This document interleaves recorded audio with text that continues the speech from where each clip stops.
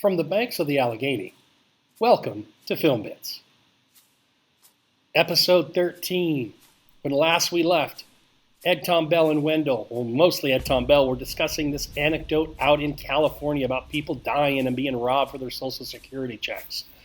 Today we've got about a 6-minute segment. Let's not beat around said bush. Let's jump in. Tell me something. Who do you think is through this? Another one of those great bit part guys. I don't know. American citizens? Some American citizens. Who do you think decides? You do, I reckon. That is correct. How do I decide? I don't know. I ask questions. And if I get sensible answers, then they get to go to America. And if I don't get sensible answers, they don't. Anything about that you don't understand? No, sir. Then I ask you again, how you come to be out here with no clothes? Oh, I got an overcoat on. Are you jacking with me? Oh, no, sir. Don't jack with me. Yes, sir. You in the service? No, sir, I'm a veteran. Now? Yes, sir, 2 tours. What outfit? 12th Infantry Battalion, August 7th, 1966, July 2nd, 1968. Wilson, Yes, sir. get someone to help this man. He needs to get into town. So, just a couple comments there. What is mentioned in the book, and is a little bit more important, but not so much here, is that all of our main male characters are soldiers. Moss was infantry in Vietnam. Sugar and Wells were special forces in Vietnam. And Ed Tom was infantry in Korea. I think what we see here in the border guard scene is, remember, it's 1980. The setting is 1980. We're on the heels of an unpopular war in America.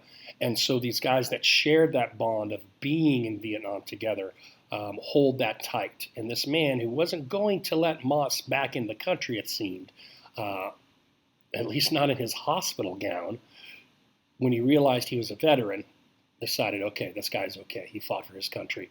Let's get him back into town. And now we're back at the clothing store that we visited earlier in the film.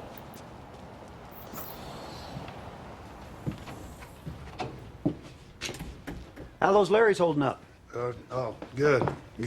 Need everything else. Okay. You know, a lot of people come in here without any clothes on. No, sir. It's unusual. Typical quirky, dry Coen brothers sense of humor. Now remember, no one else besides Moss knows where this thing is because Wells died.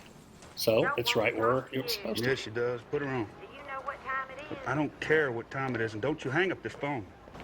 Discombobulated by no count son-in-law. Notice Boss's body language, Hey, you. What should I do? favoring that right side where he took a bullet. I don't know. I had the sheriff here from Terrell County. What'd you tell him? What did I know to tell him? You're hurt, ain't you? What makes you say that? I can hear it Slow in your push on the voice. camera. Well, look, I want you to meet me at the Desert Sands Motel in El Paso. Because I'm going to give you the money, I'm going to put you on a plane. And that Llewellyn, push opens I'm up gonna leave a you lot in of what's lurch. going on behind Llewellyn. With you gone and I don't have the money, you can't touch me. But I Now can we're sure getting the touch you. close-up, so Yeah, we after I can't see find as him, much I'll of what's come and going on join behind Llewellyn. Find who? Sometimes when you get something like that, you might anticipate something's she'll be coming all right. from that She'll be all big right. empty area behind him, but no, we're focusing. But notice how he's not center Ain't nobody screen. gonna He's bother off her. to the right. Quick edit, boom. Guess who that is? So notice we've jumped. We've jumped from the border, we've jumped to the clothes store, we jumped to the phone call to Carla Jean, following Moss's steps, and now we're back to Sugar, and oh, we have been here before. Ouch.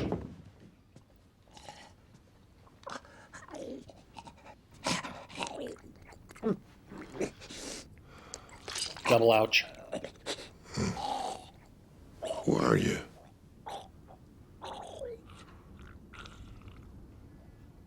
Me? Yes. Nobody. Accounting. He gave the Mexicans a receiver. He felt that the more people looking... That's foolish. You pick the one right tool. I see. Are you going to shoot me?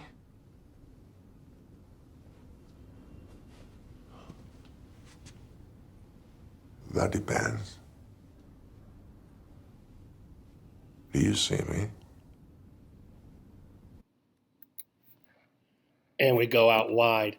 For what purpose, I couldn't tell you, but it's an interesting place to place that wide shot when we had been close all that time, or medium close.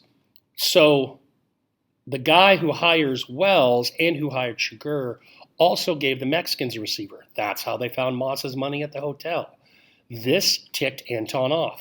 It made it seem like Anton wasn't enough for the job. And this is why Anton comes to say to the guy, shouldn't have done it. And he says to this accountant, you picked the one right tool for the job. In Anton's mind, that is Anton. You don't hire a bunch of people to do it. You hired me. I am the best. Let me do it. Also, Anton strikes me as a guy that doesn't really like loose ends. So when he says, that depends, do you see me? Even though we'll never see this accountant's body, I think we can assume he's dead.